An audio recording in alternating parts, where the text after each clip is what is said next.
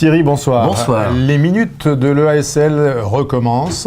On va parler de virus B pour commencer, pas de virus C. Jusqu'à présent, un patient traité avec des analogues antiviraux doit être traité de façon indéfinie.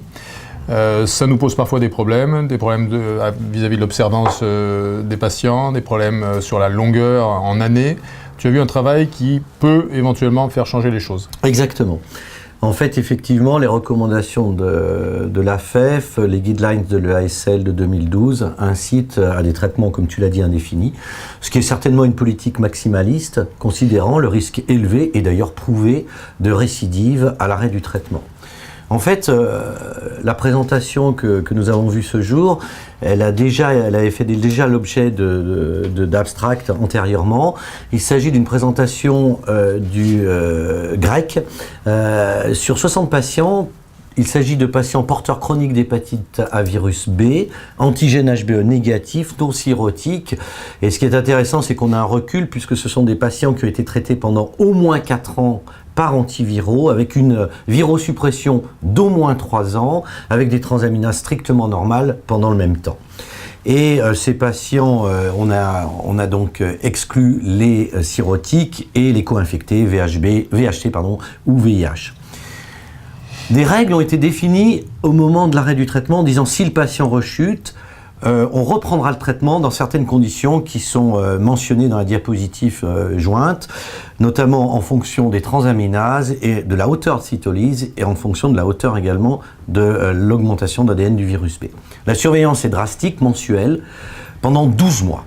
Et en fait, ce qui est intéressant, c'est qu'à l'issue de l'arrêt du traitement, 75% des patients à 12 mois restent donc en virosuppression à transaminase normale, et donc il n'y a seulement que 25% de patients qui rechutent, et ces patients rechutent dans les 6 premiers mois. Alors évidemment, ce serait intéressant de savoir dans le temps ce que deviennent les patients qui ne rechutent pas, mais entre 6 mois et 12 mois, il n'y a pas de rechute constatée. Et le traitement qui a été repris a été efficace chez tous les patients, obtenant une nouvelle virosuppression et une normalisation des transaminases. Un quart des patients qui rechutent seulement, qui ne sont pas tous à retraiter, comme tu le dis, c'est dans la diapositive.